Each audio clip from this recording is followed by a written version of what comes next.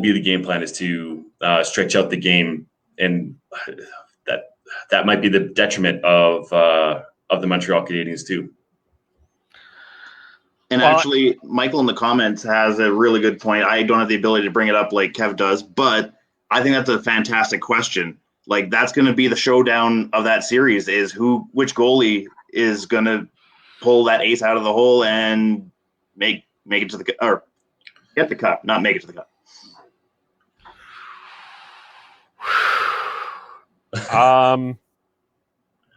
I'm going to be unpopular and lean a little bit towards Vasilevsky. Like, I mean, Carey Price is awesome. Don't get me. These are two awesome goaltenders. It's almost like comparing Chris to pick two incredible bands. This is literally what we are doing right now. You know, we are basically Rolling Stones or Beatles. This is basically what we're asked to do at this particular point in time. And fair enough, yep. But I just look at where Vasilevsky he's won the cup, the 4 straight shutouts.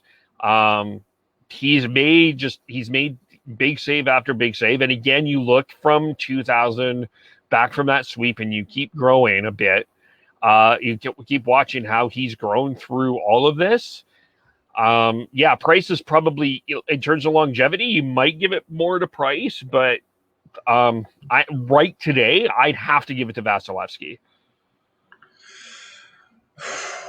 Your comparison, Rolling Stones or Beatles, is spot on, especially for those two goalies. They are, Carey Price has struggled a bit in the past, but I think that's because he's been overworked.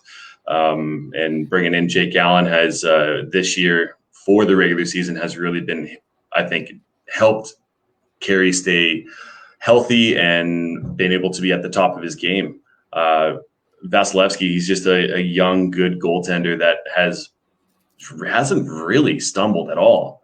If the reason why they did get swept is, partially on his fault, obviously, but I think overall the team was just not ready mentally need to be pushing at the right time going into the playoffs. So, man, I'm 50-50 on that. To me, that's a wash because Carey Price has made those saves, those big game-breaking saves. Vasilevsky, he can do that too. He's so athletic. The one thing that anytime that I picture Vasilevsky is his eyes are so dialed in. He looks possessed. He really does. And Carey Price is just, ho-hum, calm, cool, collective, oh, well, here we go. I got this kind of thing. And that calm demeanor by both of them actually is very it's kind of cool to see having that calm, cool, collective demeanor within a top end goalie is really nice to have if you're a defenseman and you can rely on them. So it's a wash to me. I can't pick one. Skills wise, I would probably agree with Devin's ultimate take and say that it's a wash. But as far as story wise, I think I'm pulling for Carey more. Just because Vasilevsky has already, I guess, I'm going for the emotional storytelling side of it. I would rather see Carey get his cup than see Vasilevsky win another. That being said, skills-wise, you can't choose. They're both top of their game, excellent, amazing goalies. The only thing I would give Carey is that he's been that top tier longer, but that's probably the only thing that I could really give to Carey that Vasilevsky doesn't have. Yeah. That's a great point. I sorry, Kev, I cut you off there. I'm just going to say that I am cheering for the Canadiens, not for the Canadiens' sake, but for Shea Weber, for and Eric Stahl, not so much a Corey Perry, but a Petrie. Those players that have been there for so long and not had the success that I feel like they really deserve. And obviously Carey Price, I would love to see him raise that Stanley Cup. And that is the only thing that I am cheering for the Canadiens is for the players. Speaking of your court, sorry. No, go ahead, Chris. Go ahead. Okay. just touching off of your Corey Perry comment there, Dev, this tweet that I posted into the group chat 2 days ago, I feel is perfect for you right now. I don't know if Corey Perry deserves to be in the Hall of Fame, but after these past 2 postseasons, I'm going to stop actively arguing against it. Like, you don't have to like the guy, but he contributes. He's a Hall of Famer. And I will make the 2 arguments for that. It's the way that the Hall of Fame has been voted for the last few years. I'm sorry, if you're putting Kevin Lowe in the Hall of Fame, no offense, Oiler fans, Corey Perry is in the Hall of Fame. Yeah. And Corey Perry has won a Stanley Cup. Corey Perry has won, and it's a Hockey Hall of Fame. Corey Perry also won a gold medal. I believe he also was part of the 2000. I want to say, was he part of? I'll have to look that up. I think he's won World Junior Gold. Yep, he's part of that group. Yeah, he's a first ballot Hall of Famer. That's his next stop. You can hate on him all you want, but he's part of the hockey fabric. He's a first. I don't think that's a debate. He's a first ballot Hall of Famer. Is it the longevity that he's had within the NHL?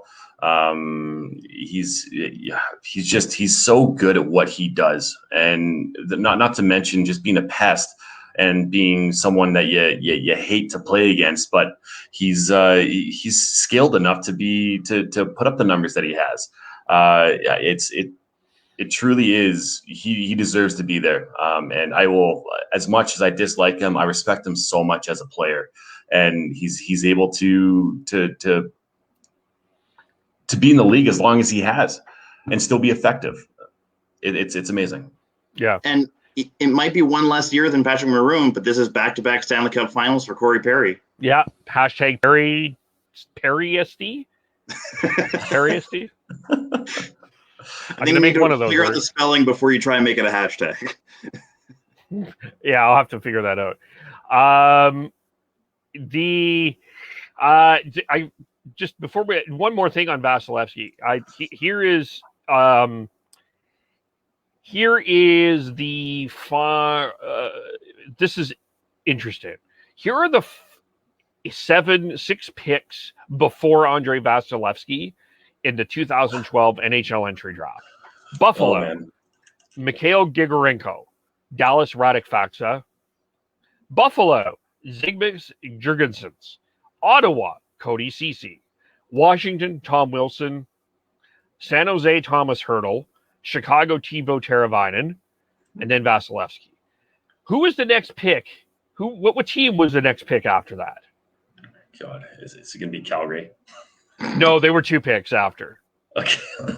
Toronto, Vancouver. It was Philadelphia, the land of goaltending nightmare, and they ended up having to take Scott Laughton. So Andrei Vasilevsky was 1 pick away from the Philadelphia Flyers, and 2 picks away from the Calgary Flames. Who did Calgary pick? Mark Jankowski. Right. No. Yeah. No. Vancouver that year. Jay Feaster, you piece of shit. Vancouver that year took Brendan Gaunce. By the way. Yeah, well, it's just when you put it that way, as far as Philadelphia goes, it's just another kick in the nuts for them that they could have potentially had a Vasilevsky. Well, and again, I'll reiterate what we talked about on Friday, Chris. I don't know if you know this, but because you're here, I'll bring this up. And for those that missed it, when we go back to the bubble 15, 16 months ago or whatever it was, do you know who the Montreal Canadiens' next opponent was?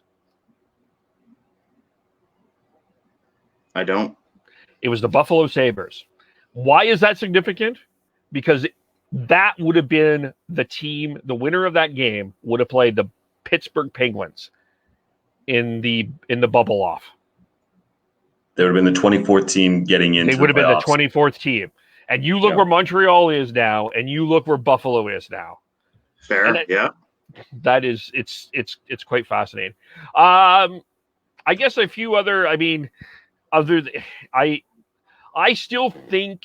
So I'm going to start this time because I might be the one that thinks this is going to go longest. So I'm going to predict this. I am believing that this is a 7-game series, but I'm going to stick with the defending champs. I think that I just think that they have ultimately, if I am, there's scoring, there's I can trust the scoring on each side. That for the Clydesdales, as they're starting to call that defense, Yeah. In Montreal, I think is going to be there. But I think if it comes down to who's going to get that goal, I'm thinking I think the guy that out of all of them, it's Braden Point to me, and that's where I think Tampa has the edge. I think up and down they're willing to play both ways. And I think that they're going to push that they'll push that Montreal defense enough. I think it's going 7, but I do think Tampa is going to retain the Stanley Cup. Chris? I think for that one, if Montreal wins it, it has to be 7 games. I don't see Montreal winning in less than 7. That being said, I want Montreal to win, but I might kind of copycat Kevin here in that Tampa is still likely to win it. It's just my heart is not with Tampa. Yeah, I'm with you guys. It's going to go 7, but I think Montreal does it. I think if you go, I mean, once again, if you look on paper, lineup, Tampa Bay is outskills Montreal, but the will and determination that Montreal has shown within these playoffs, and the fact that they have been underdogs every single round, counting out at 3-1 over Toronto, counting out before sweeping the Winnipeg Jets, counted out before going to Game 7 against. Or it's Game 6 of it was, I can't remember now. Game 6, Game 7 of 6. Thank you. At home on St. John Baptiste Day. Yes, thank you. It's been a long week for me. They just keep on proving everybody wrong, other than Montreal Canadiens fans, because no one is expecting them to be where they are now, and I don't think there's a lot of people expecting them to beat the Tampa Bay Lightning. So I think that the Clydesdales, as Kevin mentioned, are amazing, barring any fucking injury. Because if they get injured, oh man, anybody within that lineup, if there's an injury, I don't know, it might be very detrimental to them, especially on that back end, because right now they have Gustafsson. He's in, only playing on the power play. He's playing maybe 7 minutes a night.